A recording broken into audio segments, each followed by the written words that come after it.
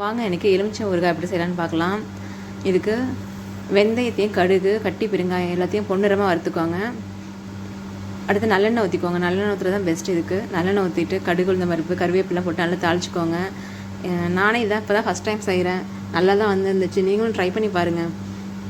எண்ணெய் நல்லா காஞ்சி வந்ததுக்கப்புறம் லெமன் என்ன பண்ணியிருக்கோம் அப்படின்னா, லெமனை 1 வீக்கு நான் உப்பில் நல்லா அரிஞ்சு நல்லா ஊற வச்சிடணும்.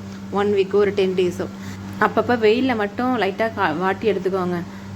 அப்போ தான் கொஞ்சம் மேலே பூசணம் பிடிக்காமல் நல்லாயிருக்கும்.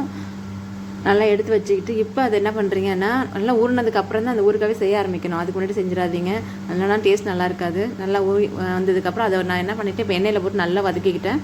அதுக்கப்புறம் மிளகாத்தூள் உங்களுக்கு தேவைக்கேற்ற மாதிரி உங்களோட ஸ்பைசி எப்படி இருக்கோ அதுக்கேற்ற மாதிரி போட்டுக்கோங்க. மிளகாத்தூள் போட்டுக்கோங்க. அதுக்கப்புறம் நம்ம ஏற்கனவே அரைச்சி எடுத்துருக்கோம்ல தூள், ரொம்ப லைட்டாக அரைச்சிக்கோங்க. ரொம்ப தூளாக அரைச்சிடாதீங்க. கொஞ்சம் குறக்குறோன்னே லைட்டாக குறக்குறோன்னு அரைச்சிக்கோங்க. அதையும் போட்டு நல்லா வதக்கிக்கோங்க. அவ்வளோதான், சிம்பிளாக ஈஸியாக செஞ்சிடலாம் அந்த ஊறுகாவை. நீங்களும் ட்ரை பண்ணுங்கள். எனக்கு இந்த இது வந்து ஒரு 3 பாட்டில்ஸாக வந்துருந்துச்சு. நல்லா இருந்துச்சு ஊறுகாய். ஹஸ்பண்ட் நல்லா இருக்குன்னு தான் சொன்னாங்க. நீங்களும் ட்ரை பண்ணி பாருங்கள். எப்படி வந்திருக்கு என்னன்னு சொல்லுங்கள். Okay friends, thank you.